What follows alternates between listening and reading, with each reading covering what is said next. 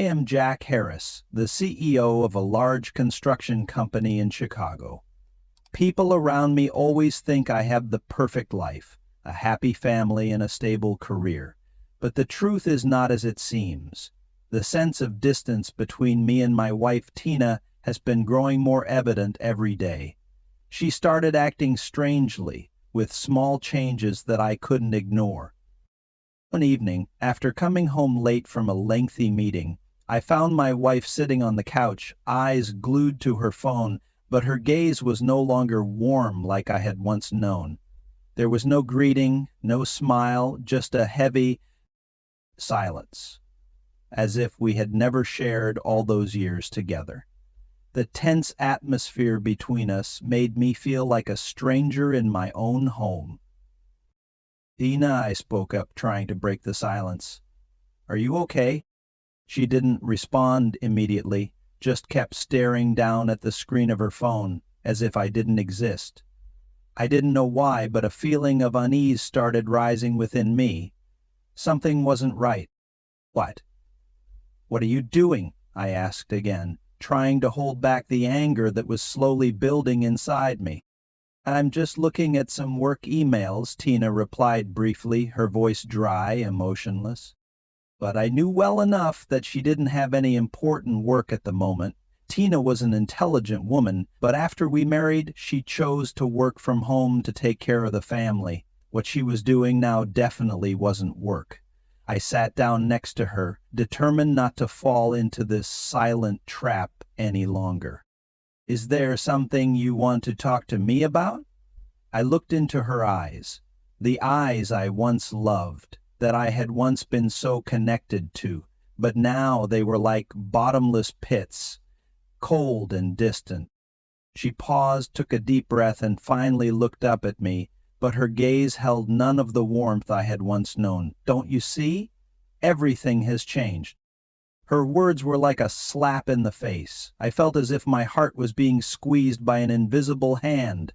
"Changed? Changed how?" I asked again, but deep down I had a bad feeling about it. She stood up and started pacing back and forth in the living room. "Can't you see any more? Can't you realize that we're drifting apart?" She turned to face me, her voice full of anger.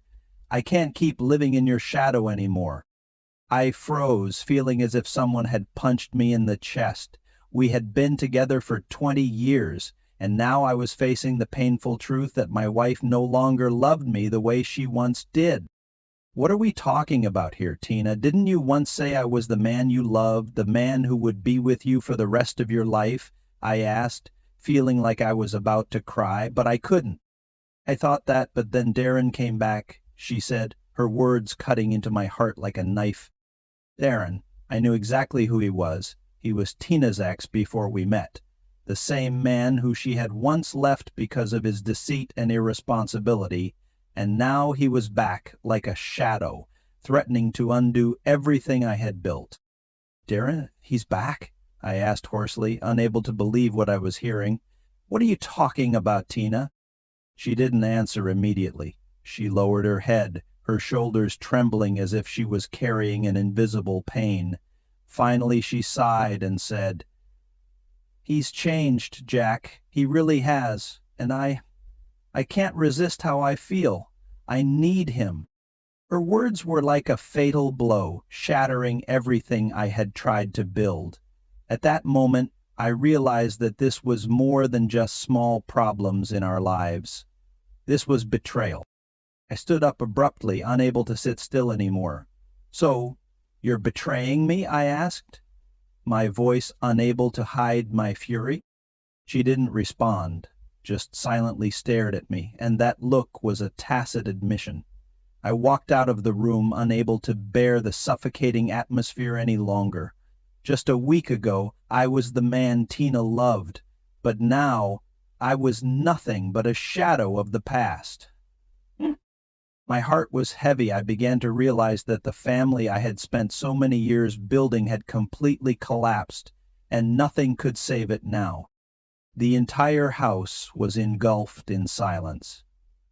Tina quietly stepped outside, leaving me alone with my confused thoughts. I sat down in the armchair in the living room, my eyes fixed on the family photos on the wall, the sweet moments from the past, the happy days when Tina and Samantha and I celebrated birthdays, Thanksgiving, family trips. All of it suddenly became fragments, like I was looking at a dream that had shattered. A cold breeze swept through the window.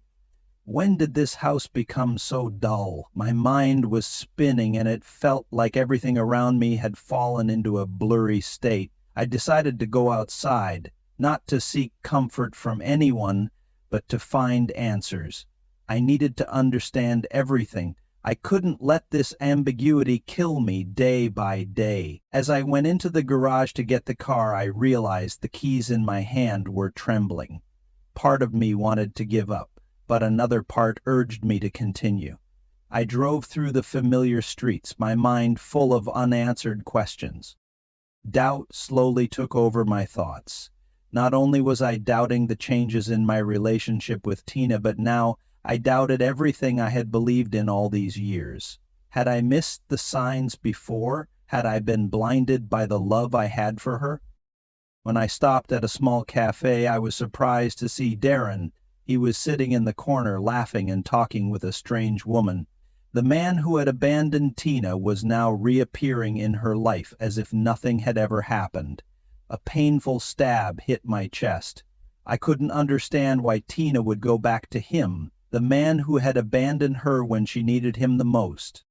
I stayed in the car, feeling like I was seeing what I had blindly ignored, but I couldn't just sit there. I needed to understand everything. Darren didn't recognize me immediately. When he left the cafe, I started to follow him, keeping a distance so as not to be seen. I drove slowly through the empty streets, the dim street lights reflecting off the car's windows, creating images like something from a crime movie. Every time Darren turned, I made sure to keep the right distance, not letting myself get caught. Finally, Darren stopped at a motel. I couldn't believe my eyes. Just the day before, Tina had told me she was just talking to him, but now he and another woman were going into the same room. I didn't need to wait any longer. This scene, along with everything I had felt and suspected, was enough for me to realize that everything had been a lie. I left the car, leaving no trace. I didn't want Darren or Tina to know I was following them. Instead, I turned back to my car and drove home. When I walked through the door, I saw Tina standing in the living room, her eyes downcast. Without asking, I knew she had noticed the change in my attitude. There was no sweetness or concern anymore, just coldness and anger in my gaze. "Tina," I spoke, my voice firm and full of resentment. "Can you explain this to me?" She looked up, her face devoid of any expression. A long silence passed. The suffocating feeling filled the room. "You don't understand, Jack," Tina finally spoke, her voice soft, but there was indifference in it. "I can't keep living in your shadow anymore." A wave of anger surged inside me. "My shadow? What do you mean?" I asked, struggling to control my emotions, but my voice couldn't keep its calm.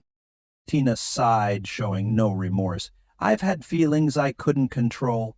Darren came back and I—" She paused, seemingly looking for words to justify herself. "He makes me feel alive. He gives me what you couldn't, Jack." I couldn't believe what I was hearing. Tina's words were like a knife to my heart. That man, Darren, the one who had abandoned her, was now back, bringing with him empty promises. Everything I had worked for was now nothing. "So you chose to go back to him?" I asked, my voice full of disappointment and pain. "You've forgotten everything I've done for you and your daughter?" She didn't answer. Tina's look, hollow and indifferent, was enough to make me realize that everything was over. What I thought was love turned out to be nothing but a lie. A part of me wanted to cry, to scream, but all I did was stand there, staring at the woman I once loved, now the one who betrayed me in the cruelest way. Tina remained silent, Not a word of apology, not a hint of regret. She stood there, her face cold, as if she no longer cared about me. It felt as though my whole world was crumbling right in front of me. "I can't do this," I said, struggling to contain the anger and pain inside me. "You can't go back to that man. You once told me you chose me over him. But now you're betraying me like this?" She didn't reply, just turned away, her eyes avoiding mine. That look was like a block of ice, cold and emotionless. I had done everything for her, taken care of her, loved her and her daughter. Yet this was how she repaid me, not with thanks or appreciation, but with betrayal. "You've forgotten everything I've done for you, haven't you?" I continued, my voice full of anger. "Tina, do you know, I've sacrificed so much. I loved your daughter like my own. I did everything I could to make our family better. Yet you let everything fall apart for a man from your past." My words came out in a rush, unstoppable. I couldn't bear this betrayal anymore. Every word I spoke was like a dagger in my own heart. But I couldn't stop. The hurt was too great, and I wanted her to understand the pain I was going through. Tina didn't speak, just turned and walked to the bedroom. I stood there, frozen, watching her retreat. It felt like everything inside me was falling into a bottomless abyss. Just a month ago we were a happy family, but now all that was left was emptiness. When I entered the room, I saw Tina sitting on the bed, her head down. There were no tears on her face, just coldness. I approached her, standing there, unsure of what to say next. The story between us seemed to have ended. "I know now, Tina," I said, my voice choking. "You don't have to say anything more. I know everything. I saw Darren. He's still the same lying man from before, and now he's back just to lie to you again." Tina looked at me, briefly seeming confused, then turned her face away, as if not wanting to face the truth. "You don't understand, Jack," she whispered. "Darren, he's changed. He's not like he was before. I feel like he understands me better. I need the attention he can give me, something you can't." I felt slapped in the face. "So you're choosing him because he understands you better? Have you forgotten everything I've done for you, everything we've been through?" My words echoed in the air, but Tina didn't reply. She stayed silent. The anger inside me grew. I couldn't keep enduring this betrayal any longer. I walked out of the room, then out into the yard. Everything was crystal clear now. Both Tina and Darren had deeply disappointed me. At that moment I decided I would not let myself be dragged further into this lie. This relationship was over, and I could no longer live in her lies. I had to leave. Not because I didn't love her, but because I couldn't keep living in this pain and betrayal. Tina could go back to Darren, continue their old relationship, but I couldn't stand there and let myself be disrespected. I had loved her, cared for her and her daughter, but now it was all just painful memories. I went to the garage, grabbed my car, and drove off. Despite the weight in my heart, there was an odd sense of relief. Life would go on, no matter how hard it would be, and I wouldn't return. Tina would have her choices, but I had my own. I couldn't live in lies and pain anymore.